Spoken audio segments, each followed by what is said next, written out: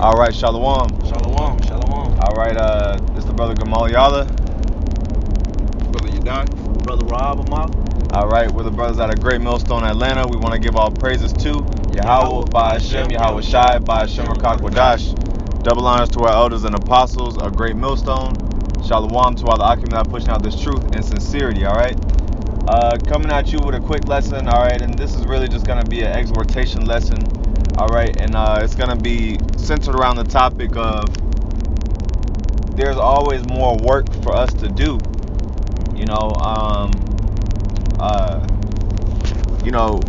We had our camp head basically, just he was in the spirit and just exhorting brothers to do more. You know what I'm saying, and to tighten up. You know what I mean? And there's always more room for us to tighten up. There's always things that we can do better. You know what I mean? And we just have to continue to push and put off our flesh, because the flesh will get in the way of your growth a lot of times. All right. So anyway, this is Ecclesiastes 9 and 10. Whatsoever thy hand findeth to do, do it with all thy might, for there is no work, nor device, nor knowledge, nor wisdom in the grave whither thou goest. One of y'all brothers, if you want to expound on that. So we got to do the work while we have the chance to do the work, because when you're in the grave, you can't do the work. Okay, and we got to do the work to do what in order to make it up out of this wicked kingdom that we're in. So we got to do the work. We have brothers that's coming up, that's looking at us, wanting to follow after us, and follow after the spirit of Yahweh Shema Shan. We got to do our best to do the work so they'll do the work. Okay, when I see my other fellow brother doing the work, it inspires me to do the work. Mm-hmm. When I see my other brother going into script, that encouraged me. Yeah. So the same with the next brother and the next brother. Yeah. You see, just like our Yahweh Shai, he encouraged us. Look at what he did. He encouraged us. The men that came before us, okay, they encouraged us. Yeah. You see, so it's always a good thing to do this work now while we can. Yeah. And there's that saying, lead by example. Right. So we have to actually show the because of course we have the elect to wake up, but how are we gonna compel men to come out and do the work, and we're not diligent? That doesn't make any sense. Don't make no sense. You know what I mean? And our elders and our apostles and the men that are above us in the spirit, they're constantly pushing that spirit out, and they're leading by example. They're not just being hypocrites. They're not just just telling us to carry the load. Y'all young brothers just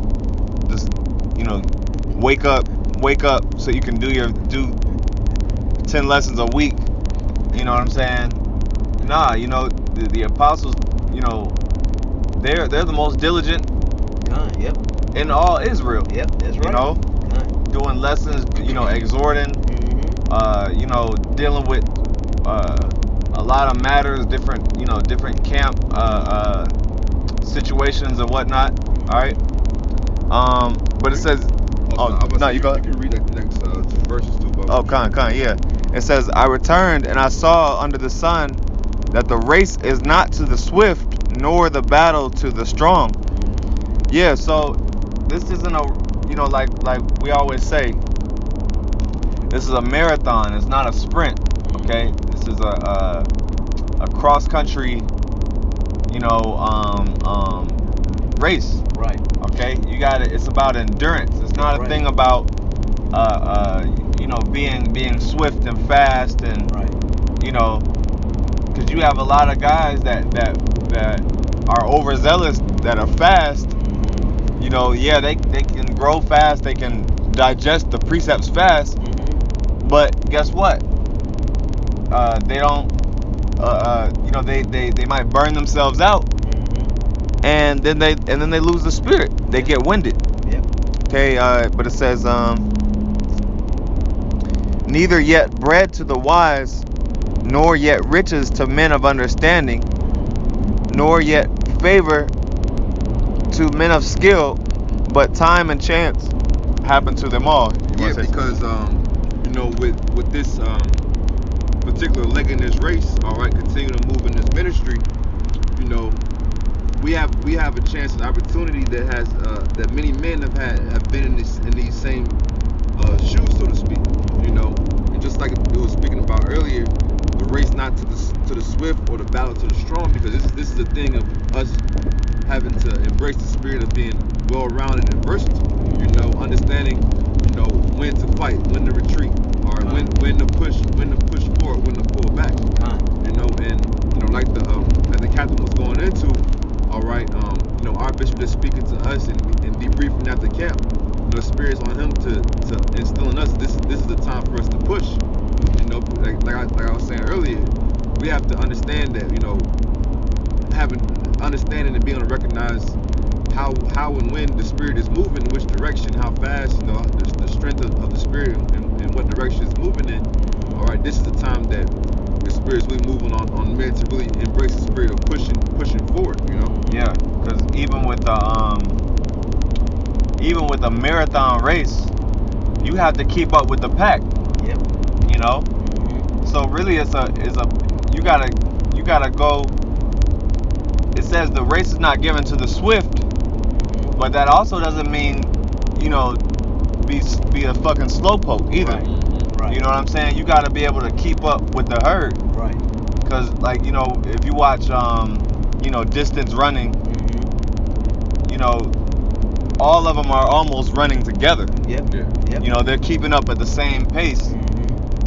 And if you have someone that's way in the back, he's gonna lose. Right. Because there's no way that he can just out of nowhere get the energy to try to, you know what I'm saying? So right. It's a balance too. That's right. So you got to keep up with the pace of things, and I say that to say, there's gonna be a shift. So if we already aren't delivering on a particular level where the spirit is at right now, then what makes us think we'll be able to handle when it goes to the next level? Right. If you can't handle what's on your plate, then guess what? Like when you're a child and you don't finish all your food, but then you try to go get some more, your parents gonna say what? They gonna say, nah, look, you gotta finish what's on your plate. That's right. Yeah. You gotta handle why would you try to put more on your plate when you ain't even dealt with what you got? So that through the spirit, that's what we gotta be able to do. Is to handle our positions right now and to grow with them, so that we can handle more that through the spirit that will be put on our plates. But I'm gonna go to verse 12. It says, for man also knoweth not his time, as the fishes that are taken in an evil net, and as the birds that are caught in the snare, so are the sons of men snared in an evil time, when it falleth suddenly upon them. Yeah, and that goes into the importance of understanding and recognizing when and how the spirit is moving. Because scripture speak about Satan being a roaring lion, going about seeking whom he may devour. These are very evil times in which we're living in which more evil and difficult times are to come and are approaching. You know what I'm saying? So with that being said, just like this precept says, go into the examples of the fishes, the fish and the birds that get caught up in that snare. This world, all right, and these left-handed demonic energies are constantly brewing up certain snares to capture men's souls, man. You know what I'm saying? So that's why it's important for us, just like the captain was going into, to really fully embrace the roles and titles that we're placed in, all right? Because if Yahweh trusts us to complete the task of what's put on our plate now, he'll trust you to elevate you to the next level and put more responsibility on your plate. Yeah, that's right. Yeah. And all of us are expendable. You know what I mean? There's no one that can say that their position is safe and solidified. No. We all, and that's the fear.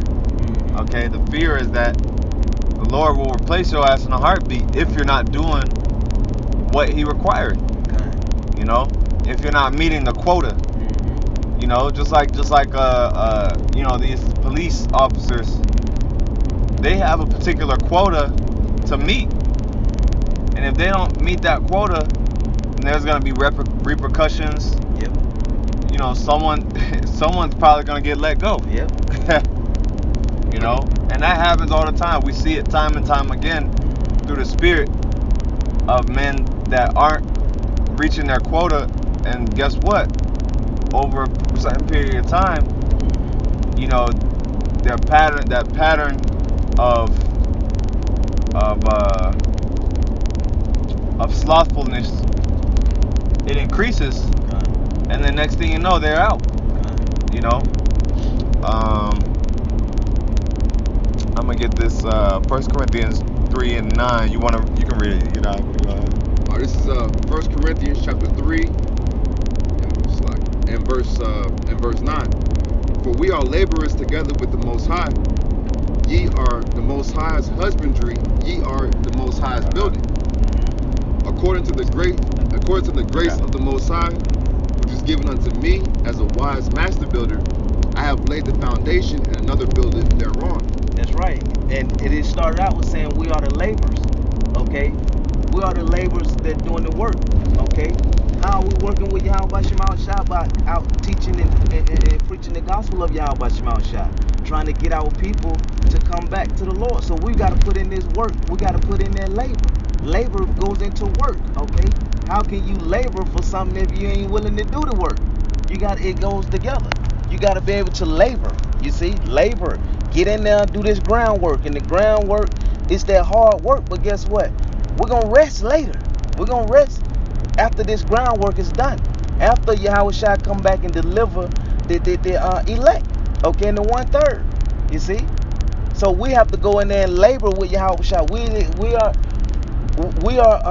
It says we are Yahweh Shai's husbandry, right? Okay, so we are the ones that's been chosen to do it. So we have to do it. Ain't no ain't no brother safe, like the brother was just saying. We all can be taken out, you see, in which that should make you want to go harder, fear the Lord, okay? Because Yahweh Shema Shai give it to you, and guess what? He'll take it away, you know. Continuing on, it says, but let every man take heed how he buildeth thereupon. So let every man take heed how he build. Okay? Let every man take how he gonna build upon Yahweh Shema Shai. You see?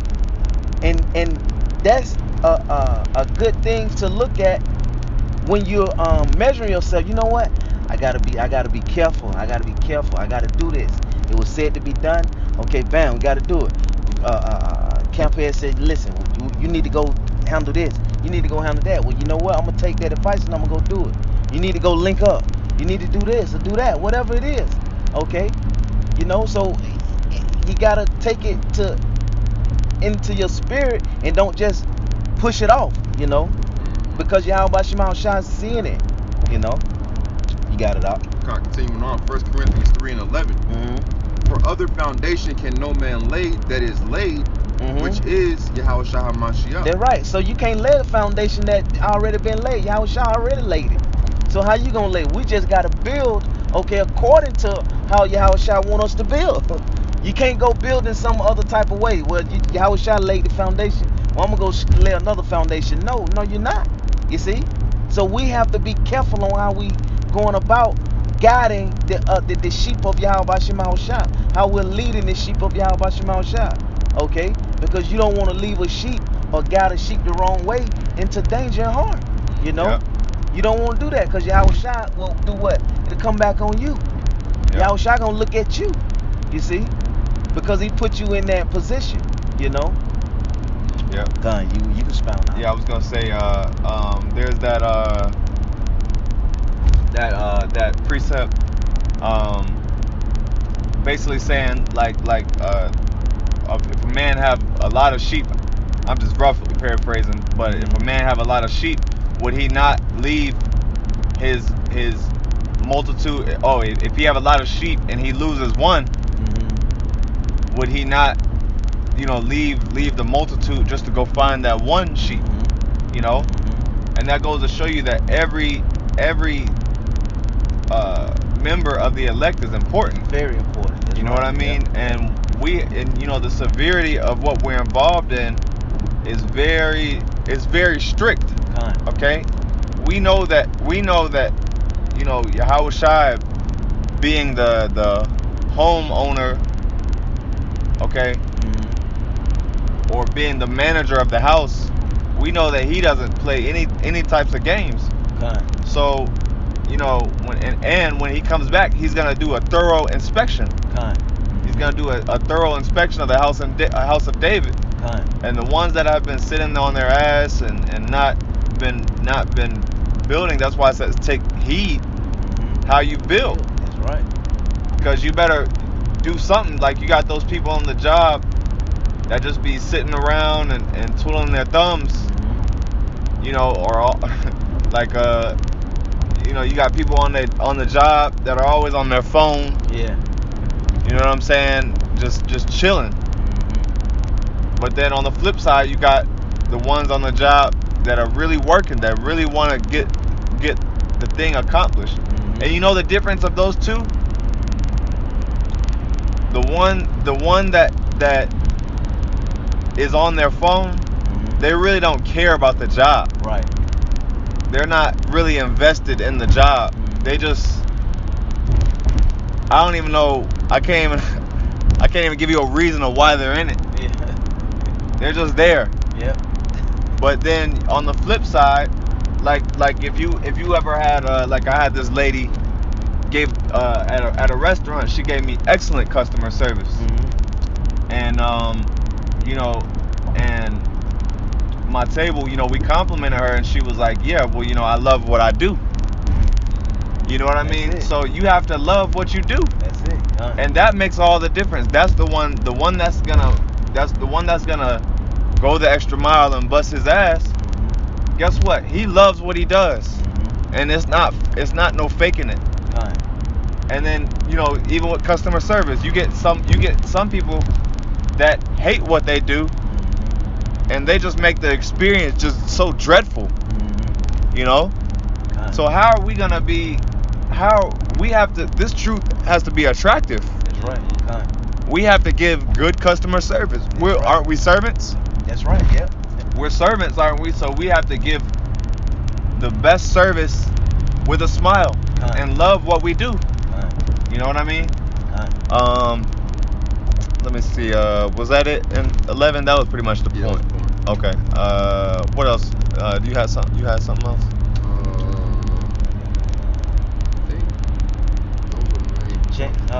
James 1:25. Okay.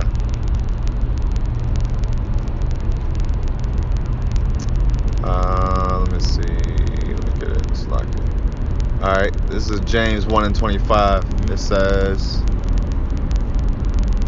"But whoso looketh into the perfect law of liberty and continueth therein, he being not a forgetful hearer, but a doer of the work." But a doer of the work. And that's the point.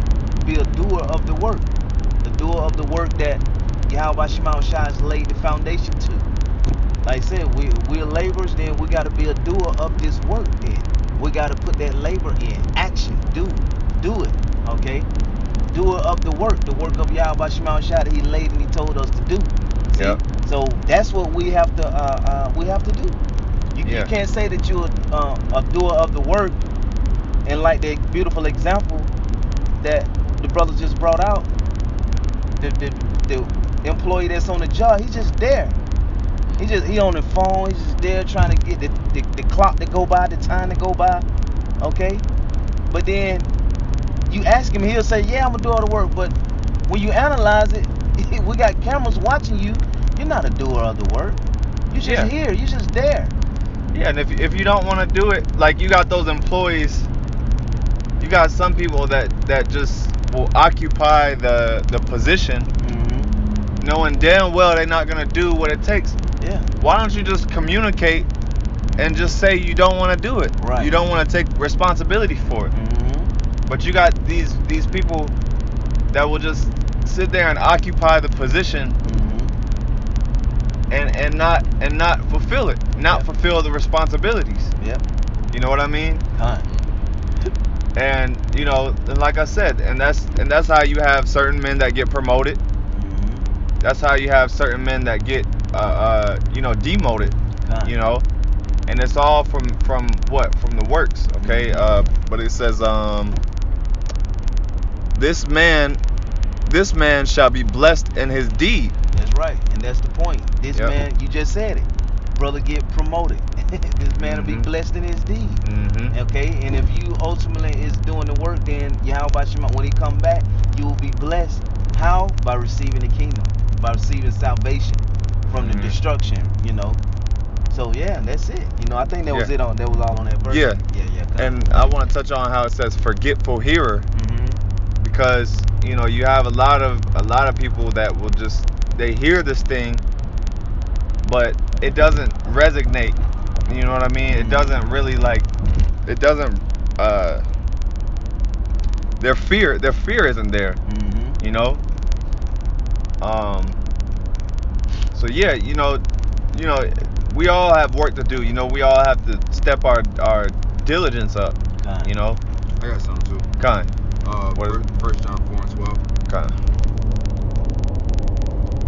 We'll probably close out on that if y'all brothers didn't have anything else. 1 John. You can go ahead and read it while I get it. I'm looking to get there. Okay. Okay, go ahead. Alright, so 1 John 4, start at verse 12. No man have seen the Most High any time. If we love one another, the Most High dwelleth in us, and his love is perfected in us.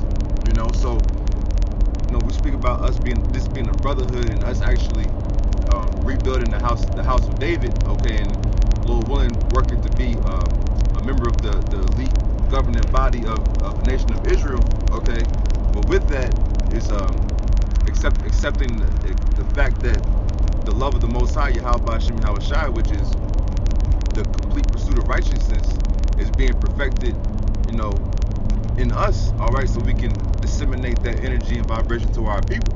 You know, continuing on, 1 John 4:13.